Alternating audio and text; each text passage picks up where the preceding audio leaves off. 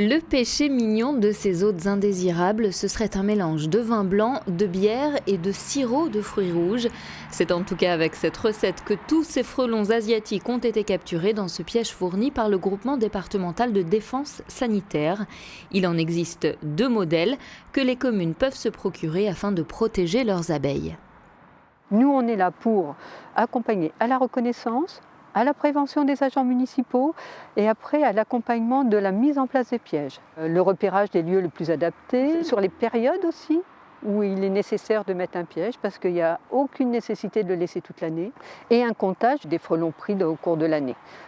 L'idée est de ne pas le laisser, laisser les agents ou n'importe qui faire n'importe quoi. En complément de ces pièges, il est impératif d'éliminer les nids de frelons asiatiques dès qu'ils sont visibles. Pour aider les particuliers à le faire, plusieurs municipalités ont d'ores et déjà mis en place une aide à la destruction. À la Chapelle-aux-Naux, depuis 2015, la mairie prend à sa charge 50% de la facture totale, avec un plafond actuel de 50 €. C'est déjà nettement moins cher pour les habitants. Plus le fait qu'ils ont peur des frelons, ça fait que dès qu'il y en avait un, ils nous prévenaient d'abord, nous on appelait la personne pour les enlever et le nid disparaissait. Par contre, on s'est aperçu que les personnes qui enlèvent les nids ont un peu augmenté leurs tarifs. Donc on va sans doute devoir revoter une augmentation de l'aide qu'on apporte aux personnes pour, s'il y en a qui sont encore hésitants, qu'ils n'hésitent plus à le faire.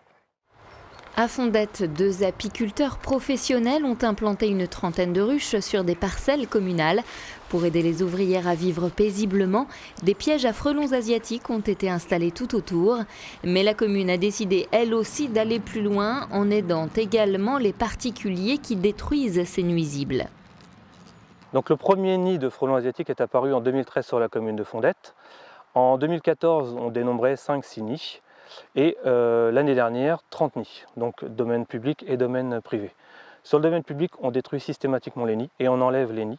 Sur le domaine privé, depuis l'an dernier, depuis novembre 2020, la mairie aide la destruction des nids de frelons asiatiques, sur le domaine privé donc toujours, en octroyant 50% de la facture, jusqu'à hauteur de 80 €.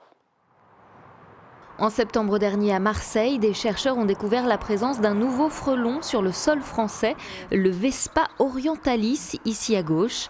Cette espèce venue des Balkans serait un nouveau et redoutable prédateur pour nos abeilles domestiques, un nuisible de plus à surveiller.